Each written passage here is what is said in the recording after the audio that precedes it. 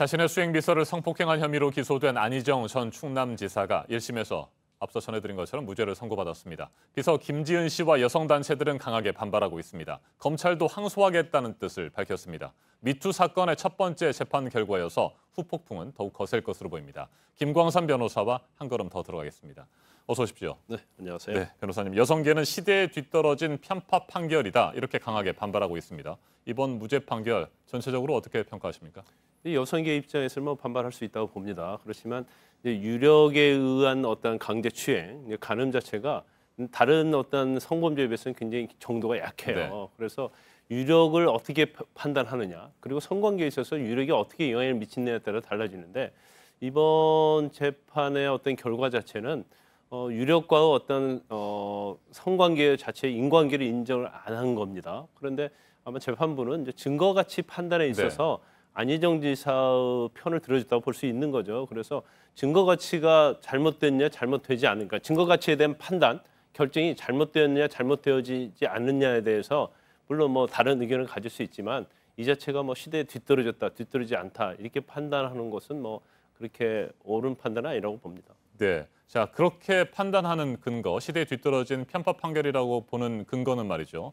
위력의 의미를 지나치게 좁게 해석했다. 이런 비판과도 이어집니다. 이건 어떻게 생각하세요? 근데 유력이라는 자체는 이제 어떻게 느끼느냐에 따라서 이제 달라지는 거거든요. 그래서 또 상대방이 누구냐에 따라서 달라진다고 봅니다. 예를 들어서 뭐 청소년이랄지 장애인이랄지 아니면 사회적 경험이 없는 뭐 20대 초반의 어떤 그러한 뭐 여성인 경우에는 그 유료 정도가 굉장히 강할 수 있고요. 또 그렇지 않고 상당히 사회생활도 많이 했고 또 뭐 여러 가지 경험이 많은 경우에 있어서는 이제 유료 정도가 과연 약간 강약이 있어 좀 차이가 있을 수 있겠죠. 그런데 이번 판결 자체는 일단 유력의 어떤 안희정 전 지사와 피해자의 사이는 유력적인 관계는 있다고 인정을 했어요. 그렇지만 어떤 성적 관계를 하는 데 있어서는 과연 이 유력을 이용했느냐, 또 이것을 행사했느냐, 이제 그 부분에 대해서는 유력을 가지고 어떤 김지은 씨의 어떤 의사에 반해서 성적 자기결정권을 침해한 걸로 볼 수는 없다. 그러니까 거기에 대한 이제 증거가 부족하다고 판단을 한 거죠. 그러면 유력의 범위를 엄청 넓게 봐서 본다고 하면 이런 이제 장단점이 있어요.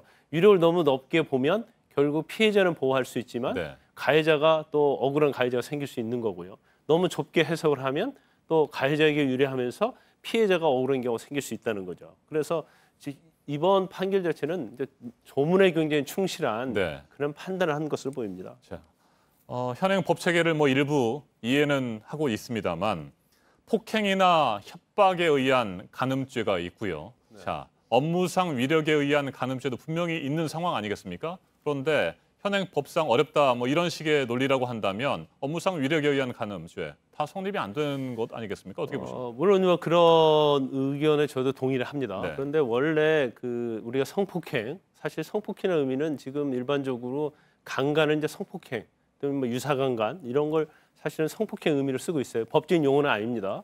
그런데 성폭행이 됐건 또 강제추행이 됐던 간에 지금 현행 형법이 규정하고 있는 297조, 298조는 폭행이나 협박을 가해서 반항을 억압할 정도예요. 그러니까 요건이 굉장히 엄격하죠. 그런데 2013년도 친고죄가 폐지된 이후에 굉장히 완화가 됐어요. 그래서 피해자의 의사에 반해서 이러한 행위를 한 경우, 성관계를 한 경우, 또 피해자에게 성적 수치심을 주는 경우만 해도 사실 성폭행이나 강제추행으로 인정을 하고 있거든요. 그렇기 때문에 폭행이나 협박이 없었다 할지라도 피해자의 의사에 반하면 죄를 인정을 합니다.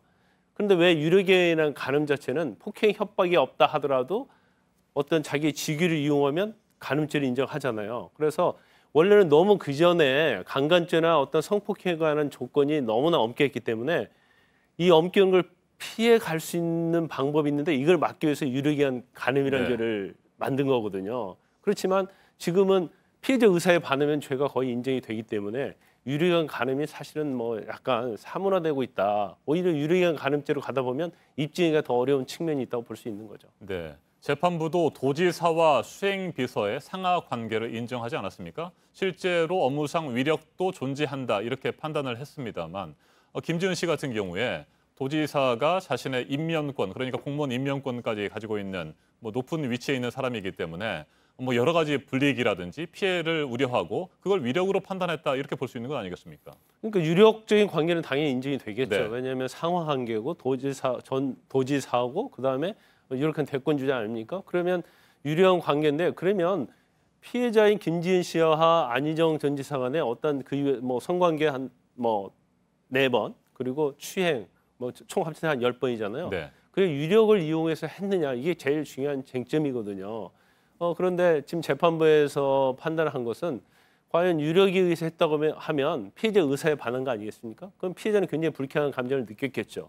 그러면 그 이후에 그러한 표현을 했다랄지 아니면 어떤 형식이든지 저항을 하더랄지 네. 주위 사람과 그렇게 대화를 나눴다랄지 이제 그런 부분이 나타나야 되는데 특히 첫 성관계를 한 것이 러시아 호텔이거든요.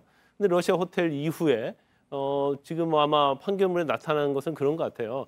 안희정 전 지사가 내가 외롭다 좀 안아달라 하니까 물론 마지못해서 안아줄 가능성이 크죠. 안아줬고 그다음 몇 시간 후에 안희정 전 지사가 순두부를 좋아하는데 순두부 가게를 찾아서 거기에 밥을 먹으러 갔고 그다음에 이제 호텔을 잡는 데 있어서 호텔이 만실이 아님에도 불구하고 운전기사에게 만실이라고 해서 다른 호텔로 가게 하고 자신은 안희정 전 지사와 같은 동에 같은 호텔에 묵고 이런 걸 전체적으로 보면 만약에 본인이 정말 불쾌하고 의사에 반해서 했다고 한다면 되도록이면 안희정 전 지사와 멀리 떨어져야 할 것이고 안희정 지사가 좋아하는 것을 찾지 않을 거라.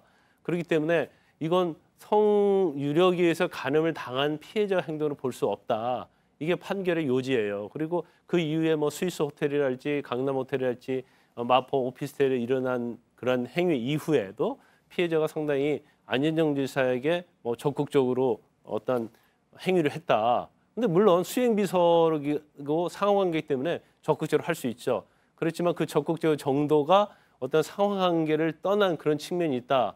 이렇게 재판부에서는 판단을 한 겁니다. 네, 한 가지만 더 질문을 드리겠습니다. 김지은 씨 측은 비공개로 진행된 피해자 신문에서 재판부가 정조 그리고 피해자 다움 이런 표현을 썼다고 하면서 현재 반발하고 있습니다. 이 부분은 어떻게 보십니까? 그런데 이제 재판부에서 그런 표현을 썼는 걸 확인을 해봐야 하는데 네. 이건 아주 많이 썼다고 한다면 이건 잘못된 거죠. 그리고 아마 그 자리에서 사과를 했다는 걸로 지금 전해지고 있습니다. 그리고 이제 정조라는 관념은 사실은 성폭행이랄지 그런 데 있어서 써야 할 개념이 아니고 이건 굉장히 봉건적인 개념이지 않습니까?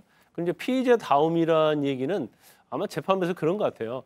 아니 성폭행에 당한 피해자가 과연 이런 행동을 할 수 있느냐 이런 얘기를 하기 위해서 한 것 같은데 사실은 뭐 법적으로도 그렇고 피해자 다움이라는 용어를 써서는 안 네. 되죠. 왜냐하면 피해자는 자기가 어떤 형식으로든지 피해를 당했다고 생각하고 거기로 인해서 입은 심적 고통, 정신적 고통 이런 것을 갖다가 법정에서 진술을 하는데 거기다 피해자답지 못하다고 이 얘기는 그 용어 자체부터가 잘못됐다고 봅니다. 알겠습니다. 김지은 씨 측과 검찰은 항소하겠다고 밝혔으니까요. 2심 진행 상황을 지켜보도록 하죠. 김광선 변호사님 말씀 잘 들었습니다.